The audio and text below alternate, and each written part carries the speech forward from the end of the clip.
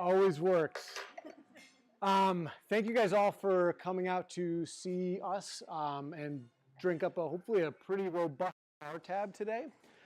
We do CEUs a little differently. We focus on the experience as much as the content, so we hope you guys have a good time. Drink amazing wine from Nine Hats Winery. Enjoy some great food and learn a little bit about modern wine cellar design.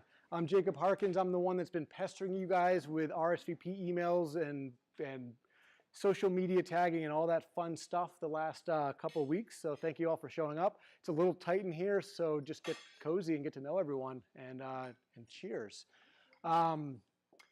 This is modern wine storage, and actually one programming note. The fine people at Nine Hats Wines have graciously offered a 10% discount on any wines. If you're enjoying your wines today and want to purchase them on the way home, they will happily take your money and send you out the door with some wine. So, moving on. So, modern wine storage and display systems. My goal here is a couple-fold. Is one, to make to give you guys the big picture of some design trends, to give you guys the tools you need to sell to your clients, both in the residential and the commercial.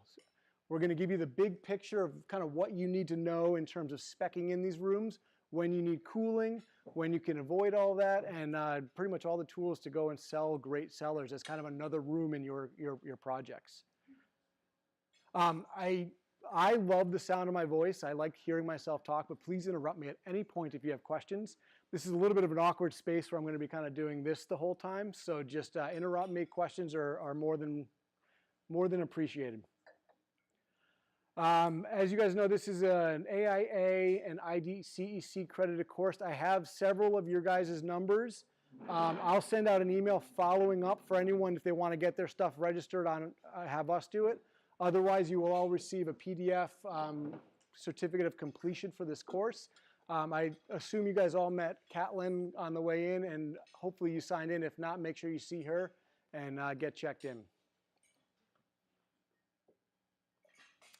So as I said, really the big picture here, and actually before I even get started, I have a question. On a Tuesday night, or today's a Thursday night, if you were to go home and open a bottle of wine, raise your hand if $100 bottle of wine is what you're opening tonight. Do I have anyone in here for that? All right, do I have any $50 people? We got one, there we go. 20. I opened Jordan's Nine Hats. Who just goes straight for the whiskey? And then a show of hands, who in here are interior designers? Architects? Miscellaneous? Awesome.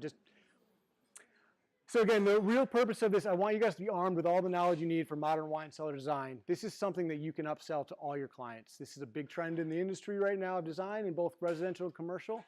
And if you have the tools, it's just a little bit more money in your pocket, another nice piece for your portfolio, and it really can be easy if you're doing the steps right.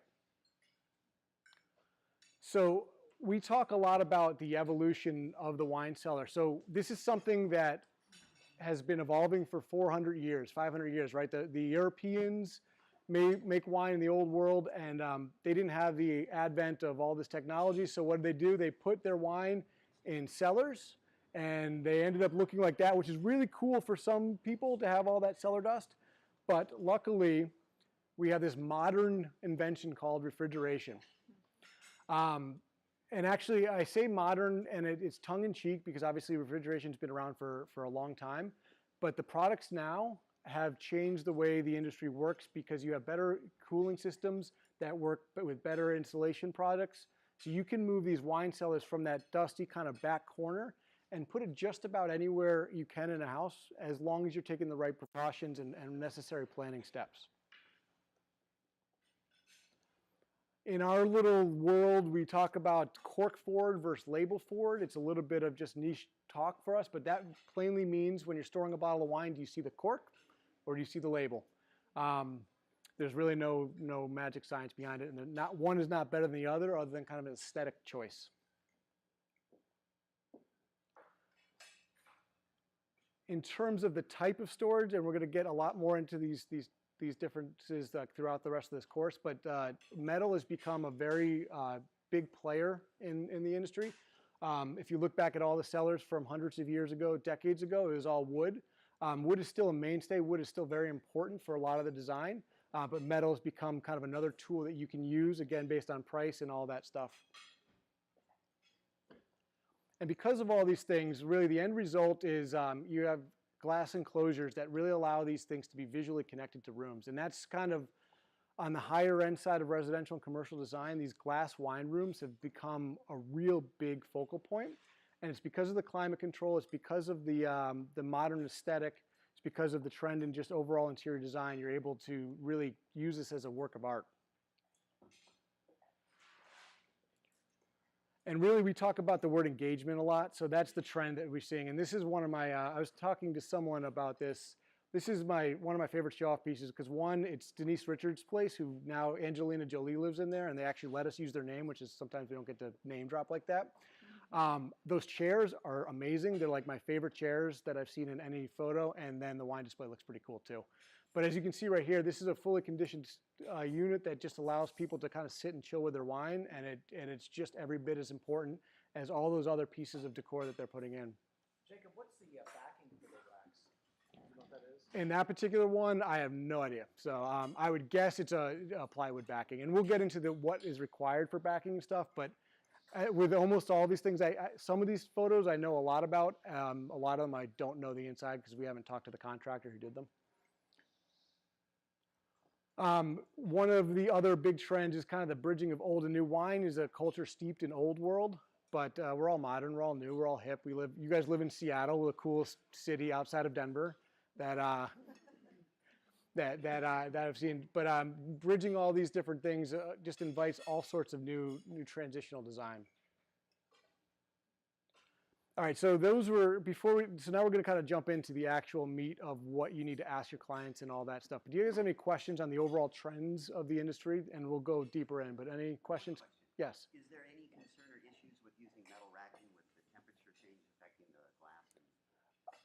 No, there isn't, unless, I mean, you want your metal rated to be moisture resistant and all that stuff. So the metal products in wine cellars are all coated and all that, and they don't change the actual temperature of the cellar, if that's what you're asking. Did I just create an unevenness in a bottle because of where it touches on certain points? No, it wouldn't be. It'd be no different than touching the wood itself. The whole room is good. Did you get? Oh, sorry. I just don't want to. So one of the, if you leave here with only one understanding of modern wine cellar design, it will be the difference between passive and active cellars and when your clients need one or the other. Very, very simply, passive is the ambient temperature, right? That's in history, that's where they would put all the cellars, right? You know, down below, and cool climate control year round with moisture. Active is when you, for whatever reason, need to interject the cooling, the moisture, etc. Very big difference in cost when you're talking active versus passive. So it's not always right to push your clients towards active just because. And we'll go through a lot of that to understand that. So these are kind of the questions that I would ask a potential client to kind of push them toward one or the other. So the first question, how long are their wines being aged? If they say 2 days, right, they go to the liquor store and drink, then we don't necessarily need to start considering a $20,000 cooling system. What's in their collection? If they say yellowtail, that tells you something, right? If they say the 1969 vintage of Bordeaux or Burgundy, that tells you something entirely different. Turnover rate, it's a term in the hospitality industry, but it also is really apt for your homeowners. How quickly are they firing through this stuff? Are they big entertainers? Are they going through everything? Or is that wine just sitting there and only going to get touched every so often?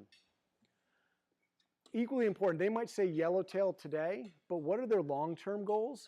If they have eyes of designs of becoming a serious collector down the road, and this is just a stepping point, there are things you can do today that's going to make life a lot easier for them to expand their collection. So just kind of keep that in the back of their head. And then finally, really, like, where is this going? If this is going in a basement, you have to worry about less things than if it's going in a sun-filled, south-facing exposure room. So that's also going to drive the conversation, because you can ruin a bottle of yellowtail. I mean, it's probably already ruined, but sorry. I'm picking on yellowtail today, and I could have gone $2 Chuck too. So you can ruin a bottle of wine in a couple minutes, really. Like if you ever have left something in a sun-baked car for 10 minutes, the wine's cooked. So you can do that pretty easily if you're not paying attention. Might actually improve yellowtail. Becomes like a Madeira, right? Like, so recap: passive, quick turnover. Active is great for kind of accommodating future goals. Consider budget, right? If they say I want to put a big, massive, climate-controlled unit in, and they want to spend a couple grand, they're in the wrong. It's the wrong equation, right? It's once you start interjecting all the things of cooling, you're talking a minimum, generally speaking, of $10,000 up to who knows where. The sky's the limit. So you have to be realistic with that.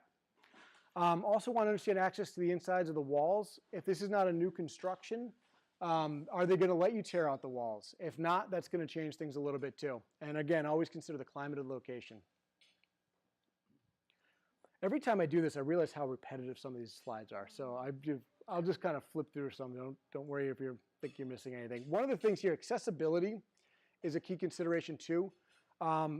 We have these beautiful displays that we've seen put up in restaurants that are 20 feet tall, and they didn't give any thought to how their servers were going to get the wines at feet 9 through 20. Homeowners who want to have big entertaining zones, you know, they should be considering how easily do they need to or want to access the wines for entertaining. All those things are going to kind of push the project in one way or the other.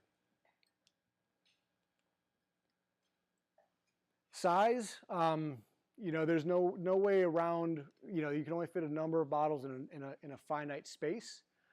People come to us with like a closet design and say, I want to get 3,000 bottles in there. It's like, well, are you going to dig up the bottom of the closet? Like, you know, they have to be realistic, but that's also going to drive where you put it. So how many bottles of wine do you currently have? If it's a restaurant, how big is your wine list going to be? How much inventory are you going to store? Talking about the future, how much wine do you want to store in 10 years? Planning for those things makes life a lot easier because it's easy to kind of modify if you plan correctly as opposed to ripping things off the wall. Function of the room is also important. In a commercial setting, this would manifest itself. If you look at this picture, this is an old Wolfgang Puck restaurant. Beautiful display. I love this photo. If that was a busy, bustling restaurant, I'd be a little bit nervous just about people bumping into bottles or swiping bottles or whatever. If there's going to be a lot of people in the room of entertaining, that also brings up heat values and stuff like that. So you just want to consider how they're using it to make those decisions. Any questions so far? Comments? You guys drinking enough wine? You're not loud enough yet. I have a question. Yes. In terms of bottle shape and that kind of thing, is that something you guys consider, or is it just like a rack is a rack, is a shelf is a shelf? A little bit of both. Most racking will say it's good for a standard bottle of wine. When you're dealing with collectors who collect big bottles, magnums, double magnums, even champagne, and a lot of Pinot Noir, there's different racking that will accommodate those bottles better. But generally, when you see a rack, it's meant for a Bordeaux bottle, like the standard. And if they're collecting a lot of other stuff, you want to just carefully consider the racking that you're purchasing. I have a question. Yeah. What's the tipping point on age? If a client is keeping for something, they're putting a racking system in their kitchen, for instance, that we typically rotate our stuff out pretty frequently, but if somebody's putting something back, what's the tipping point to actually go to climate control there? So if you're talking about anything that's going to be less in the next 3, 4, 5 years, you probably don't have to worry about the long term. And we're going to get into that. So you've stolen my thunder just a little bit, but that's okay. Question. Does anybody know why we put a bottle of wine flat? Cork says more. So that's the beginning of your question that you just asked. Luckily for us in the wine industry who like sideways facing wine racks, despite advances in synthetic corks and screw tops and all that stuff, the French will never put anything but natural cork in their wine. The Italians will never break from tradition. So until that someday changes 2, 3 centuries from now, you need to keep a bottle of wine sideways for long-term storage. 2 years, don't worry about it. 10 years, you have to start worrying about it. Ideal humidity, we say 70%.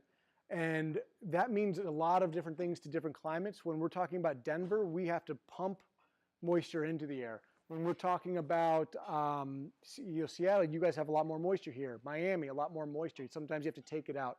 But the end result is trying to get to that 70% mark. 55 degrees is like the perfect kind of mellowing point for long-term storage. More important than a number though is stability. Like wine does not like to party. It likes to just chill. Is that right? Red and white both? Yeah, so serving temperature and storage temperature are two different things. 55 is generally speaking going to be lower than any serving temperature you do. But basically 55 is what we, for long-term storage. If you go the lower you go, the slower the wine ages, the warmer, the quicker. Basically, if you put wine at 60 degrees, it's fine, right? What you don't want is to be at 55 degrees 1 minute, 75 degrees the next minute, and kind of going up and down. It just wants to kind of chill at that level. Avoiding heat exposure, avoiding fluctuations. It just likes to chill and relax. Basically, it doesn't want to be agitated until you're ready to drink. Is there any consideration for like vibrations? Yeah. The piano next to it? This wine cellar is one of my favorite examples because it is absolutely stunning and beautiful, and it is absolutely horrible for the wine. This particular homeowner asked for a waterfall, and the designer said, "How about this?" They don't drink wine; they just love it. So, in this particular case, there's a lot of issues that you could certainly work around and make it feasible for long-term storage. I know in this case they did not do any of those things, so this wine was probably toast the minute they put it in there. In terms of vibration, where this manifests itself a lot, long-term storage, mellow, all that stuff, think about the home entertainment system with like Star Wars speakers. If those Star Wars speakers are against a wall shared with like 1961 Bordeaux, that's a bad thing for long-term. So you want to have those considerations if they're putting them into like the big like basement entertainment zones. There are solutions around that. Your GC can tell you things to buffer the vibration, or you can tell them to put the cheap wine on the wall that shares with the speaker and put the expensive stuff on the other side. Service zones, same type of thing. Like if they're getting jostled and bumped into a lot, you just want to be conscious of like what type of wine. Going back to our favorite yellowtail example, if that gets shaken up and it's drank the next day, not a big deal. It's that constant every other day getting shaken that's going to ruin it. Avoiding direct light is also just, you'll see these repetitive themes. It's light, it's heat, it's vibration, it's temperature. So when we talk about passive cellars, we see them in just about any room in the house. You can put them just about anywhere if you're smart. So basements, kitchens, dining rooms, understairs, closets, these are all places that you can put a passive wine display. And again, passive just means we haven't added cooling. You can put them into finished walls. You can put them into wood, drywall, concrete. There's really a system for just about anything that throws at you. So these are really versatile tools if you guys are refreshing a room and not going to bare studs. We just have to remember the key things to not cook that wine overnight. So again, you're not going to put your wines that are lasting in a cellar for 20 years here. These are your everyday wines, but you just want to make sure it's still not 90 degrees. There's not direct sunlight. Considerations, if you do have access to the studs, basically, this is where if they don't know that they want to be a long-term, if they're planning on grander things down the line, this is where they can add in insulation, the vapor barrier. We'll get into these in detail. Plywood backing and other things that would be essentially what you need to fit it for cooling down the line. It's a lot easier to put plywood, insulation, vapor barrier in today than it is to tear up the whole thing 10 years from now. So you can essentially just leave room for the ducting and then put the cooling unit in 5 years later.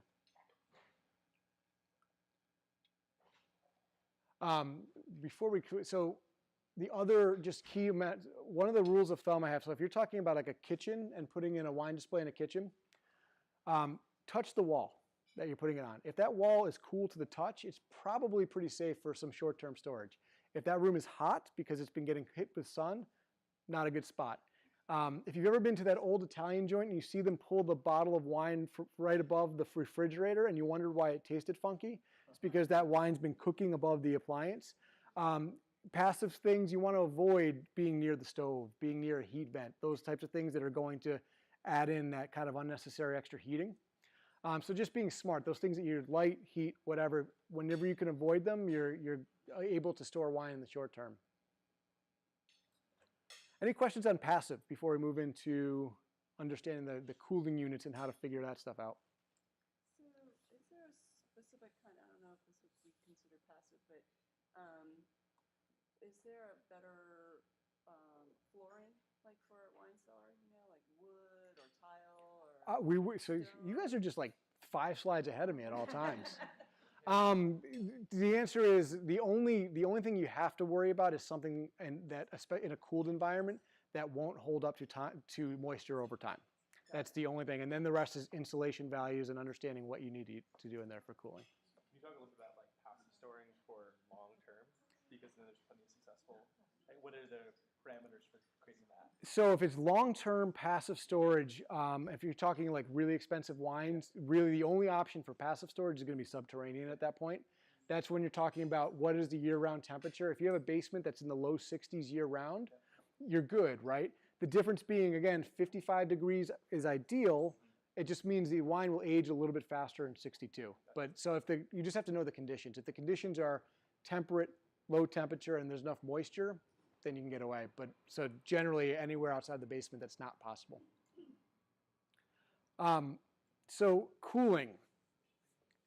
This is where I have like extra notes that I always screw this part up. So just bear with me as I get through. I'm the marketing guy, not the technical installation guy, but I will work through this and give you as much ammo as possible. So this works. Rule number 1, you talk to your HVAC guy, and he or she says, I know how to do air conditioning units. I can do this. Don't hire them. Air conditioning units, while the mechanics are very similar to a cooling unit for a wine cellar, are very different. Air conditioning lets the room heat up to, whatever, 70, 75, and then forces a ton of cold air to bring it down to 66 or 67. They can't really get much below those like mid-60s. Wine cellar cooling units do a very slow drip. They slowly go from 75 down to 55, and then they stay within 1 degree of 55 all the time. Very different. You cannot share ducting. They're just different things. We've had people that install air conditioning units in there, and they're like, well, that's my cooling. I hope you're drinking Yellowtail. To figure out what you need for this, so now you've gone through this checklist. Your customer wants a cooled unit. Now it's how to go from there. This is the part that works like a general air conditioning unit. You need to understand the square footage of the room, number of cracks, right? How many doors, windows, all those different things that can let heat transfer. The insulation value of walls, floors, ceilings, the heat value of the lights. Really easy trick on that, just use LEDs and you're fine. These are going to tell you the amount of cooling, the BTUs that you need to keep that room going. Rule of thumb, if you see all these like massive glass, you're almost universally going to have to double the size of your cooling unit to do that compared to just normally insulated walls. Because the insulation value of glass on a good day is R5. We like to be at R17 in a perfect world. There are a couple different basic types. Self-contained is essentially looks like an air conditioning unit. That's great for smaller cellars. Everything's right in one. You plug it in. Any handyman can install that. Every other option that you have to bring in a licensed HVAC professional. Big picture is you have ducted and ductless, so using air conditioning type ducts or using kind of refrigerant tubing. And then you either have all the elements out in the utility room, or you have one element in the utility room split with the other out in a utility room or in an auxiliary room. Another thing a rule of thumb is you need approximately twice the space to dissipate the heat as in the cellar. So if you are cooling a 200 square foot wine cellar, you need to go into a 400 square foot utility room. You can put these outside, but you want to make sure it's not in direct sunlight in really rough elements that are going to do that. So like a north-facing wall in the shade can work. In Seattle, I'm guessing you guys, because it doesn't get super cold here and it doesn't get super hot, you can get away with a lot more things than like some of our partners in Arizona where they have walls that hit 150 degrees for months at a time. And we'll go at a high level for this. So hopefully the idea is that you know what to tell your GC to put into this. So we talked a little bit about ventilation. Insulation, if you can get R17, R19, then you're really helping that cooling unit. If you're doing glass, a lot of frameless glass is really popular. Just keep in mind that the insulation values of those are next to nothing. Double and triple pane will really help a lot to keep that cooling unit working well. There are two types of insulation. You can do a foam, a closed foam cell will take care of everything you need on the inside of the walls. Otherwise, you can use a vapor barrier and then your insulation in there. And this is the part that I always screw up, and despite sending my logistics guy a text message this morning, I'm already forgetting what he told me. It is that you put the vapor barrier on the opposite side that you would normally for normal construction. So I believe it's vapor barrier, insulation in between the studs, then your drywall or your the warm side. If I'm wrong on that, I'll send an apology email on Monday. Tell you guys that I got that backwards. Do you know why that is? It has something to do with just because we were producing, just the way the moisture goes from the units in and out. Actually, you can answer this question better than I can. If you want. So the reason on the warm side is that you probably all heard the term thermal transfer. So essentially, if in your climatized space, your living space, you have 70-degree air and you have moisture in that air. If your wine cellar is 55, that outside air is trying to invade the 55-degree space all the time, 24/7. So as it tries to move through that stud bay, it's taking that moisture with it from the outside through the stud bay and trying to get into the cellar. So what happens is the moisture gets stuck in the stud bay and stays there, and that's when we have mold problems. So What he said. that vapor barrier wants to go on the outside to keep the moisture from getting into the stud bay. See, the funny thing is, I'm recording this for training purposes, and so now everyone in my office is going to know that I screwed that question up again. I thought you were right on. It's close. It's close. Also, just remember to consider electrical access because you don't plug this into a normal outlet. You want to get all that stuff spec'd in by your electrician. So these are just, they're not really hard concepts to grasp. They're just considerations. If you go too far and make the wrong choices, what ends up happening, and I'm sure you've probably faced this as well as a lot of our other installers and dealers, the client doesn't listen to them. They say, no, I'm not going to listen. They put this $5,000 cooling unit in, and then about 12 months later, 15 months later, they get a call, hey, my unit's not working, it broke. Can we return it? No, because you voided the warranty by doing everything wrong.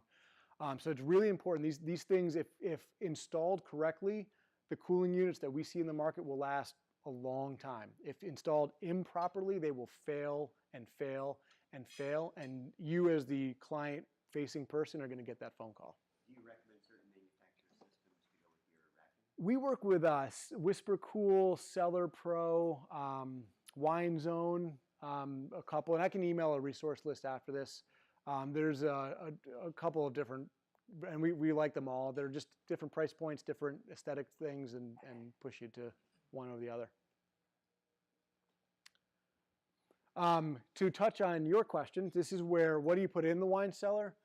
Anything that can get wet, right? That's the litmus test. So your hardwoods, cork, concrete, stone, you don't want carpet kind of always chilling and getting that moisture.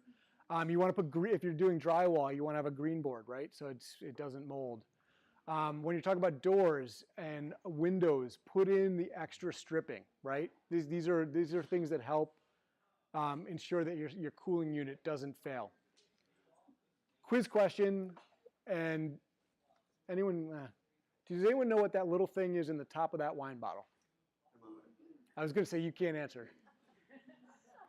Whoever said thermometer was correct. So what these units do, that you put a dummy bottle in your cellar and fill it with water, and that temperature, instead of reading the air temperature of the cellar, it's actually reading the temperature of the wine, the water. So it's the most accurate way to get an idea of the temperature's effect on the wine.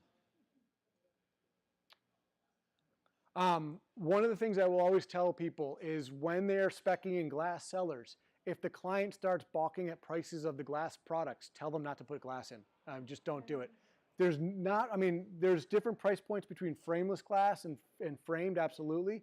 But glass can often be one of the more expensive pieces that you're adding into this thing. And you don't want to skimp on this. You want to do it right. Otherwise, you're going to have a very pretty wine room that gets condensation, that gets heat loss, that has a unit that ultimately fails. So, if they're going that route, they're spending a lot of money. They should do it right. Any questions on cooling before we move into racking? I still don't think you guys are drinking enough wine. I want a little bit more chatter. As someone gets up and goes right to the bar on cue. Yeah. Self-contained units that you were talking, are they, do they have, what's the exhaust like on that? Like, does it have to be, So it'd be the same. So the question was, what's the exhaust like on a self-contained unit? And it's the same thing as any other of the ducted-in units. It puts out a lot of heat. You need twice as much room to put that heat out. So you don't want to put it into a living room, right? You want it to go to the outside. You can vent those. You can duct them, or if there's a utility room adjacent to it. If you vent them, can you put it in a smaller square footage space than what you were saying? Yeah, so if you vent it, then you have the ability to go out to the world. There's limitations on how far the vent can travel before I want to say it's 25 linear feet. But yeah, and then again, then you're fine. So at that point, you don't have to worry about square footage because the world is bigger than that room.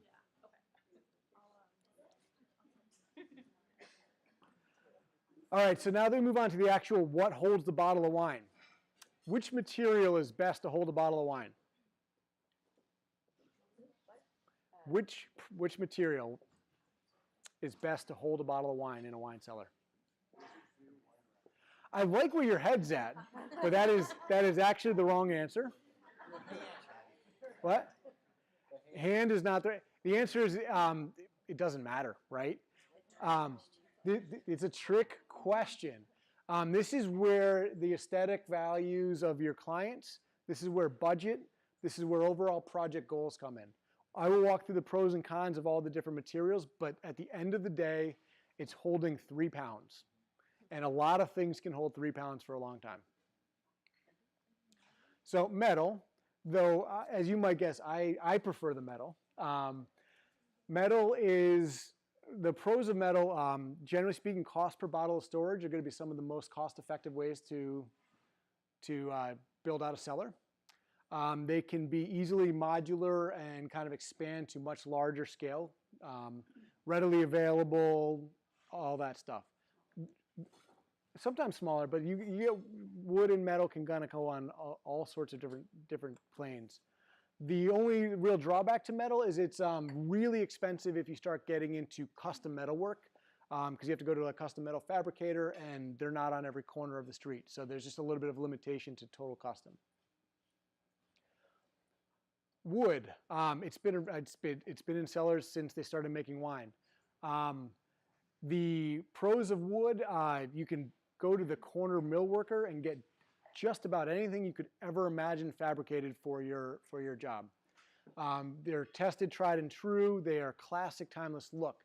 The drawback would probably be there's not as much mass-produced stuff, if you consider that a drawback, but it's scaling them at a cost-effective rate is a little bit of a drawback compared to some of the other stuff. But if you know a good carpenter, you can do amazing things. Acrylic, it's beautiful. It's Miami. It's Las Vegas. It's a very certain aesthetic. Very few acrylic products can work without some other piece of support. So you're generally seeing an acrylic and metal thing like this. To me, the pros of it are it works incredibly well for a certain design aesthetic. We sell more of like the units that you're seeing here into the Miami market than you would believe. We don't sell any to New Hampshire, as you might, The drawback would be the ability, you always have to mix in something else, and the cost can skyrocket a little bit with those big panels and stuff. And then, of course, there's mixed. And this is where I think everyone's imagination can run wild. Some of the best sellers that I've ever seen have wood. They have metal. They might have some glass, acrylic, stone, whatever. They're blending all these different things to house the wine and to serve as backdrops. And that's when it becomes this really customized thing that works perfectly for the restaurant or the client's home. Once you do this, like when you're designing a kitchen, you're using all these different materials, and the wine cellar should be no different. The thing that I hate seeing more than anything is the all wood wine cellar, because I think they're missing opportunities to blend in so many other things. So just have fun with this stuff. The wine cellars I'm seeing actually are becoming entertainment sectors of the home. I mean, if it's a residential wine cellar where people want to show off their wine and enjoy it with friends, family, and stuff. And I think adding adding more elements just adds more. Yeah. to it. And you bring up a good point. So think about the homeowner client. They go to an auction or to Napa or to Walla Walla and they buy 20 cases of wine. Like these, some of these people are crazy. What do they want to do? They want to show off that wine that they just bought and a little bit of like, hey friends, look what I got, right? And so you can really help them brag, if you will. Well, the funny thing is that a lot of the tastings are actually taking on the trend of making their tastings look more like people's living rooms and kitchens. They just kinda Case in point, this beautiful space right here. You've got the lounge chairs. Yeah. Just for understanding of installation, wine racks can be wall mounted onto just about any surface. This is just like drywall anchors, concrete anchors, wood studs. It can be freestanding. You can do bookcase type things and expand them. And then you can have floating walls using metal and wood framing systems to essentially divide rooms, put stuff against glass and move it around. So the idea that you're confined by whether you have wall space or not, it shouldn't matter. There's essentially an installation style for any of your project needs. With wall mount, it's real simple. Drywall anchors, we all know what those are, right? Wood anchors, these are holding these racks. People are sometimes shocked that a wine rack can hold 36 bottles. At the end of the day, that's 120 pounds. You go into a nice art museum, there's some big paintings that are in there that with drywall anchors that could be rated to 500 pounds. Everything, as long as you know that your hardware is rated to the weight that it's holding, you're good. That said, I cannot tell you how many people, no matter what you tell them about drywall anchors, they're like, no, I'm not putting my wine on that. So, very cheap solution is to just put plywood backing, and then they're happy. What about seismic considerations in a climate like this? Yeah, so earthquakes. There's a certain level that you're just not going to be able to do anything about. But like those little pegs are like you're screwed. If you have like a little rail in front of it in terms of where you're stacking. Yeah. So with something like this that you're seeing on the left-hand side, we have rubber systems that will have it. At the end of the day, much beyond, and that'll hold to a point. Yeah. A major earthquake, no matter what you're doing, other than like maybe like super gluing stuff, there's just not a lot you can do. But yeah, so the product in the middle there that you're seeing, we don't sell as many of those to California because there is a fear that that's going to roll off. So absolutely a consideration. Also a consideration in high traffic areas. If you're doing this in a restaurant and you have a system that's a little bit more like that, make sure that it's not on a direct aisleway where servers are wishing by. So it's the same consideration. But yeah, there's a certain level that when the earthquake hits, it's bye-bye wine. And it's sad to say that, but it's true. We're also seeing a lot of masonry additions and panel kits. So like wood backers with metal and things going right into the concrete, which I think is a really cool look. Floating walls. This is the applications in the restaurant. This is when they have a glass wall and they want to put wine right up against. You can use a floating wall to display that and still have plenty of access. People do that in the home as well to divide rooms. But we also see these floating walls if they're putting a display in against beautiful stonework or some reclaimed wood or something that you don't want to drill into. They can move the wine wall using a framing system off a couple inches and saving that behind it. Freestanding is this is bookcases. There's not a lot to cover here other than the same rules apply. If you have an 8-foot bookcase, whether it's books or wine, and you have kids running around, you probably want to secure that to the wall just to make sure it doesn't topple over. These things get very top heavy. But other than that, this is just assembling and finding space for it. Any questions on that before we get into some more selling tools for you guys? Which is better for bulk storage? Doesn't really matter. And what the different products all have essentially different styles. So like with the metal stuff, you can do super minimalist and it takes up a lot of space for a small number of bottles, or you can really do like 3-bottle deep configurations that are essentially the same, take up the same amount of bottles per square foot. And you'll see wood things that, if you stack them all up, you can fit a lot of bottles. You'll see wood things that space them out. So every product is going to have a different ability to house wine. Any other questions? All right, so real estate value. I wish I could tell you that putting in a wine cellar would be like tripling the value like a kitchen, right? I mean, I could, it just wouldn't be true. That said, there is absolutely value to adding these to your home. Couple things to understand before you promise a client what it's going to do. How expensive is the total project? We've seen a lot of research that says you can get dollar for dollar up to maybe $10,000. When you get much beyond that, you're definitely not getting dollar for dollar. We see $100,000 wine cellars. You're not going to get $100,000 back on that wine cellar. So that's definitely a passion project. How expensive is the home? The top 5% of most markets are seeing this as being a very crucial element to selling.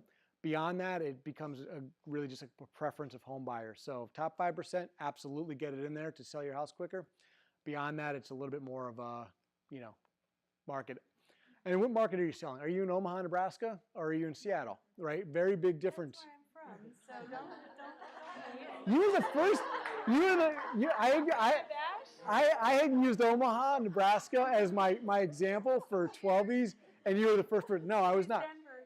What? I was. Are you from Denver? I'm not originally, but I've lived there for a while. But yes, I went to the University of Colorado. So anytime I can make fun of Nebraska, I take a chance. All right.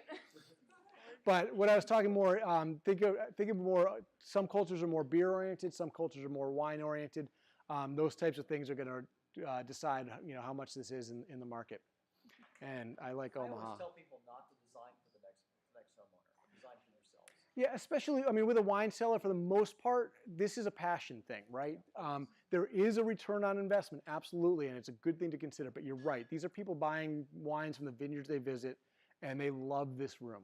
And they want to protect their investments. Some of the wine's expensive. Yeah, some of the wine's very expensive, absolutely. These are some random quotes that we pulled from the web. I don't even know that they even are exactly accurate anymore from what we've seen. The increase of value of 7%, I have not seen that since. So 7% would be if your home is $100,000 and you add $10,000 to it, I guess. In Omaha. So just piling it on now. But yeah, there is some value, but just don't oversell the value because that's where you'll get yourself into trouble. When we talk about commercial, however, the commercial stuff is way different. I can promise you an ROI on that. So people use it for an enhancement of decor. It is a sales tool. This becomes a virtual wine list. We have been surveying our clientele and asking them questions. Did you see improved collection turn rates? And literally, I was begging for people to say no because the stats were so much. Everyone's like, yes, yes, yes. Do people ask a server to talk to a SOM or the wine director more often? Yes. Do people buy more wine? Yes. Do they recoup their investment? Many of them say inside of 2 years they recoup the entire investment of whatever they put in just in increased wine sales. If you think about it, you walk into a place, if you walk into here and you see the wine on the wall, you think that they take wine more seriously than if you see spirits on the wall or beer on the wall. So you're going to be driving those customers to purchase more wine. We also think it looks good, but that's always eye of the beholder. I think I actually probably talked about this already, but yeah, so sales tool. But just it's people love these and they don't regret putting them in. Yes. Question about your stats that you're pulling from them. I noticed that a lot of the photos you're showing, it's all like forward-facing labels. Yes. So is that those types of installations more like better for return? So the people that, because they are our clients and we produce a label forward, they are inherently label forward displays. But the question that we ask them is putting wine on display. So whether it's cork forward or label forward is putting the wine list, putting the wine in front of them. I think that's as important. I think the labels definitely add an element of kind of connecting with the wine, but it's really just saying, hey, we have all these bottles of wine and you should drink them is really the lesson. But yeah, label forward. Always got to throw that little pitch in there. These are questions that we've gotten, or comments that we've gotten from our clients. It just, everyone likes it, right? They put it up there and they sell more wine, and when they sell more wine, they're happy. It's one of the highest return on cost values. They don't make as much money on the steak. They make money on the $75 bottle of Cab. All right, now to wrap this up, I've just got a couple of my favorite sellers to to show off. But any questions on that ROI stuff, or should we just go ooh and ah at these things that none of us can afford? So this is $120,000 for the 2-story wine room in Long Island. 530 square feet, 4,000 plus bottles. This customer wanted a modern aesthetic and a Tuscan feel. How do you do that? You put the modern upstairs, a glass floor looking down into the custom Tuscan woodwork down below. Obviously, what other answer is there to that? And this is it from the upstairs. So you can see a very contemporary aesthetic here, but they also wanted their Italian stuff downstairs. So like, this is just silly. I would love to go party with these people, I think. This is in our neck of the woods. This is the Art Hotel, which just opened in Denver about a year ago. It's in our arts district. Very unique architecturally throughout. They brought in a lot. It's next to the art museum. So they brought in a lot of art throughout the entire place. And then they used their wine display as an easily accessible spot for their wine service that divides their kind of living room where their hotel guests take happy hour and the actual dining room. Are they using a lucite to hold the neck so it's a balancing act basically, or is there something supporting the back end? So the bottles are on the metal racks. Okay, so they are in a metal. Yeah. There's nothing supporting necessarily the neck alone. So the neck has there's a neck and it's actually this wine rack right here. If you there's just two holders, one for the neck and one for the base. The framing systems. What I like about this, a lot of times we get customers who say, how many bottles of wine can I fit in a space? They chose to space them out.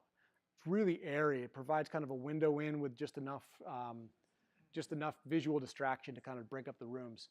The back side, which we're looking in, they have rolling wheels so they can go through and get all their bottles very easily. We were there filming, and I mean, this is a high volume because their catering program, their room service. They were just, I mean, they go through their entire wine display probably every 2 or 3 nights just in like turnover. It's crazy. Like they were just bringing cases, loading back up, and then they'd see it dissipate and then repeat. So this is a passive display because they don't keep wine long enough to ever worry about that. Or you can just come to our house and every Saturday night. Yeah. What is the dollar value? So the first one, this is where $120,000 for the first one was. This is one of the rare instances where I was able to get the entire project cost. So this is every piece of it. After that, I just can tell you that the racking and the framing systems were $3,500, and then you'd have the glass cost on that. And So is this a control? No, this one's not, because this one does not need to be because they are firing through this wine list like you. I was impressed how quickly they got through it. And yes, this is looking back in there. Those are 2 of my colleagues who I love to just point out because they get embarrassed. That is Betsy, the back of her shoulder, just by the way. They know Betsy, our West Coast rep. So at our hotel, their owner, the GM, was just telling us. I mean, everyone just comments on it. Everyone, asks about wine, and when they ask about wine, you can get them a better bottle of wine, whether it's more expensive or just more enjoyable for them, and they have a better experience. This is another home. Again, $2,500 would be the framing systems and the racks only. This is an example of using the wine cellar to divide rooms. This room is visible from their living room, dining room, and kitchen. So it just really kind of breaks up, but there's plenty of light passing through. So it's just a really cool way. This one's fully conditioned, keeps wine long term in Naples, I believe. UV protective glass, really important thing to touch on. If you're dealing with glass cellars, UV protectant film can be a couple $100 and totally solve your problems of the harmful effects of UV. And people don't think about that, but it's a super, super inexpensive upgrade. And do you also want coatings on glass to help manage heat gain? So a little bit, the heat gain I would go back to the idea if you have direct sun hitting on that, it's doing 2 things. UV is bad for the wine itself, but if it's cooking, it's going to be a lot harder to keep that wine cool. So you really do want to consider that. The UV protectant's not going to cool a direct outside window sunlight coming in. So you still want to make sure that though this is a very well-lit room, it's not in that direct sunlight. Where do you place your thermometer in the bottle in these kind of systems? So that you generally would pick. So that was again the bottle that you would put that generally middle way up and kind of just a middle point in the room. So you're getting, because obviously if you go to the top part of the room, it's going to be a little bit warmer and bottom. So become a dummy bottle with a lineup. Yeah. So basically just the center point to get the most accurate part possible. And that's it. You guys are now certified wine something experts. And I did that in 50 minutes. That's a new record. I have a question. Yes. What about the glasses? Like, what's the best way to store really nice, good wine glasses? Oh, I mean, luckily wine glasses don't really adhere to the elements, so that's just a stylistic thing. So our company, we have metal racks that come out with the actual wine glasses, the wine racks themselves that match. Other places will do like under the counter stuff like this. It's really, there's a million products out there, and that's just a pure preferential kind of thing. Do you want the wine glasses with your wine racks, or do you want it in another area? You don't have to walk very far. Well, I want everything right there, so I can just drink, repeat, drink, right? Like, Absolutely. not yellowtail. What about a split unit? So where you have white in one side and red in the other, so you want one at 60 degrees and you want one at So- 50 degrees? So that's a really good question. So again, storage and serving temperatures are two different conversations. If you're talking about long-term storage, 55 degrees is the goal. You do not serve most of your wines at 55. So typically, right. So what you would do is your white wines, if you have some champagne in there, you would actually want to chill that before serving it. The red wine, you're going to want to pull it out and let it warm up. What you're speaking to is kind of like the wine zones. Those are the serving fridges where they'll put their whites at 56 or whatever they want, and their reds at 63. Pretty good for long-term storage, but it's not hitting that low temperature. So what's an ideal temperature for serving champagne? The colder the better. 48 degrees. If you hit 48 degrees on your bubbles, you're in happy land.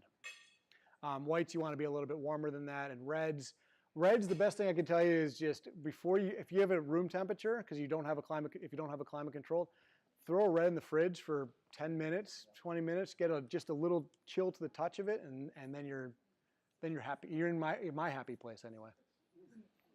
Which is Denver. Which is Denver. Got it. Denver, not Omaha. So I've heard. She's like, I am never going to spec in a wine display.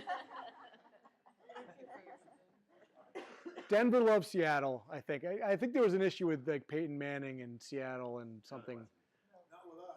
Not with you guys. I think Denver people hated Seattle. I don't remember. I'm a Washington Redskins fan, so I don't even get any conversation of winning. Yeah.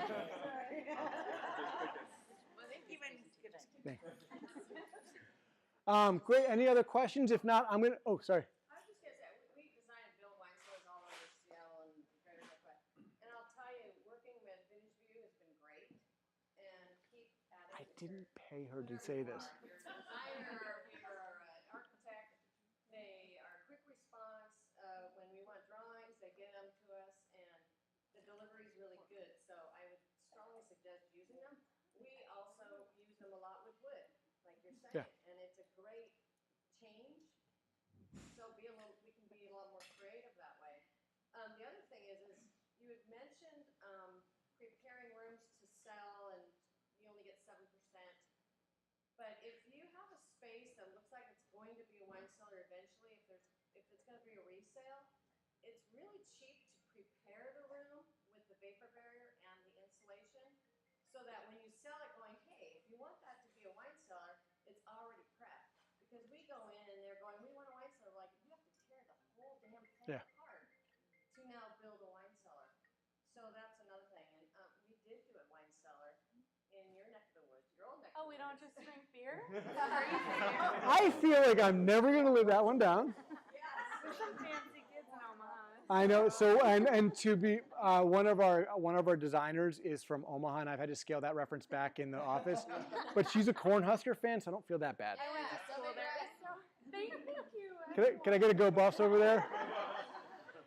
I have my CU contingent back there. How many national championships does Colorado have? We have a lot of ski.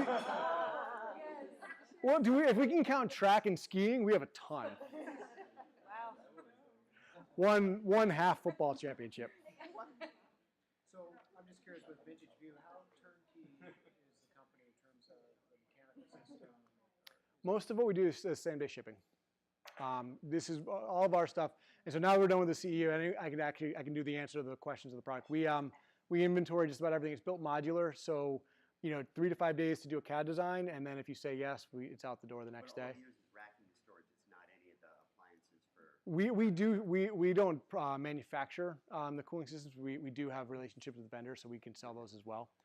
We don't install. We don't do what those guys do in terms of like the full service on the other side of it. We just kind of prep everyone for the sale. We have a lot of semi-custom stuff that we can do too, and that just adds a couple more days of lead time. All right, with that, the bar is still open for a few more minutes. I hope you guys enjoy more of this delicious wine and take some home with you. And otherwise, you guys have my email and contacts, and I know that I peppered all of you several times, so please feel free to reach out. And if you have any direct questions, I'm going to stick around for another half hour and answer them away. So, thank you guys. Thank you. You're welcome. My signature every day at work, I get it constantly, so don't feel No, it is. I kind of